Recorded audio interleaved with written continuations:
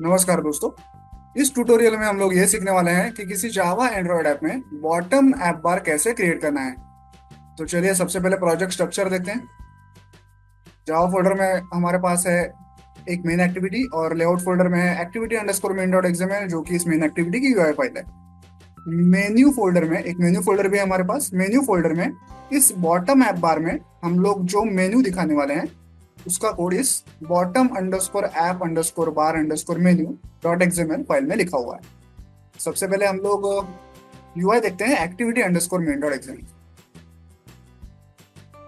यहाँ देखिए, ये हमारी स्क्रीन होगी और स्क्रीन के नीचे बॉटम पार्ट में ये हमारा एक बॉटम ऐप बार होगा।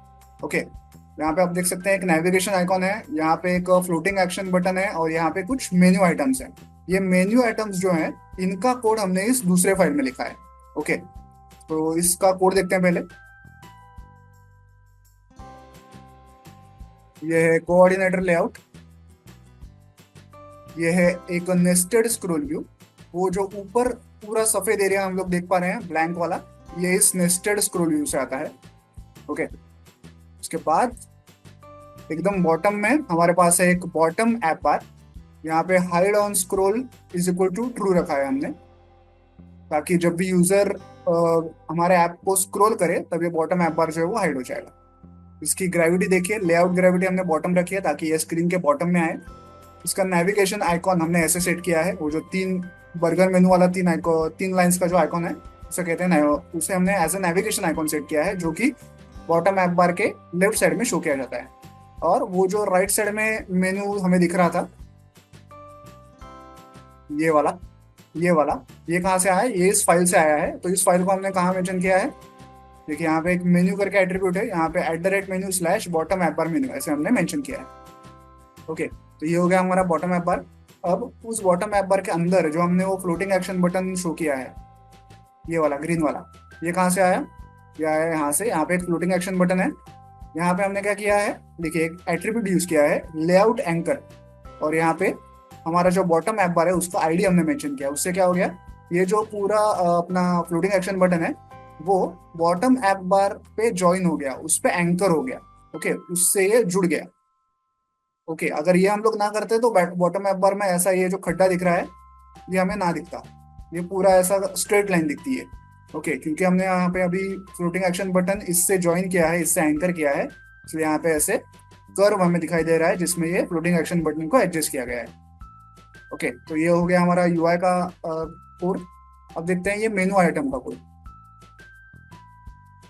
देखिए, यहाँ पे हमने एक मेन्यू टैग ओपन किया है जिसमें दो आइटम्स हैं।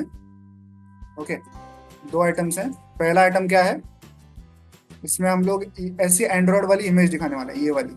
ओके, इसमें हमने लिखा है show as action if room. इसका क्या मतलब है कि देखिए, मैं आपको उसका यूआई दिखाता हूँ वापस।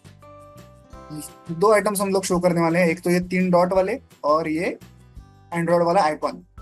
अगर हम लोग ये एट्रीब्यूट ना लिखें show as action if room, तो क्या होगा? जितने भी मेन्यू आइटम्स हम लोग कोड करेंगे वो सारे इन तीन डॉट्स के अंदर आ जाएंगे।